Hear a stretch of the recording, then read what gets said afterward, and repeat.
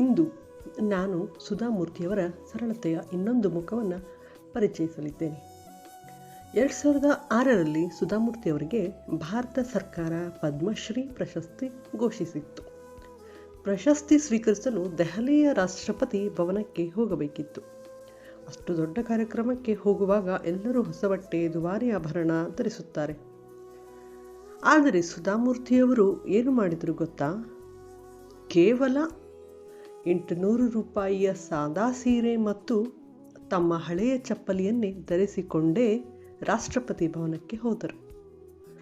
ಅವರ ಜೊತೆಗಿದ್ದವರು ಹೀಗೆ ಕೇಳಿದರು, ಮೇಡಮ್, ಇಷ್ಟು ದೊಡ್ಡ ಕಾರ್ಯಕ್ರಮಕ್ಕೆ ಇಷ್ಟೊಂದು ಸರಳವಾಗಿ ಹೋಗುತ್ತಿದ್ದೀರಾ ಎಂದು. ಅದಕ್ಕೆ ಸುಧಾಮೂರ್ತಿಯವರು ಶಾಂತವಾಗಿ, ನಾನು ಅಲ್ಲಿಗೆ ಹೋಗುತ್ತಿರುವುದು ನಾನು ಯಾರು ಎಂದು ತೋರಿಸಿಕೊಳ್ಳಲು ಅಲ್ಲ, ಬದಲಾಗಿ ನನ್ನ ದೇಶ ನನಗೆ ನೀಡುತ್ತಿರುವ ಗೌರವವನ್ನು ಸ್ವೀಕರಿಸಲು. ಪ್ರಶಸ್ತಿ ಸಿಗುತ್ತಿರುವುದು ನನ್ನ ಬಟ್ಟೆಗಲ್ಲ, ನನ್ನ ಕೆಲಸಕ್ಕೆ. ಹೌದು ಸ್ನೇಹಿತರೆ, ಜಗತ್ತು ನಮ್ಮನ್ನು ಗುರುತಿಸುವುದು ನಮ್ಮ ಬಾಹ್ಯ ರೂಪದಿಂದಲ್ಲ, ನಮ್ಮ ಆಂತರಿಕ ಸಾಧನೆಯಿಂದ. ಸುಧಾಮೂರ್ತಿಯವರ ಈ ಸರಳತೆ ನಮ್ಮೆಲ್ಲರಿಗೂ ದೊಡ್ಡ ಪಾಠ. ಧನ್ಯವಾದಗಳು. ನಾನು ನಿಮ್ಮ ಪೂಜಾ KM.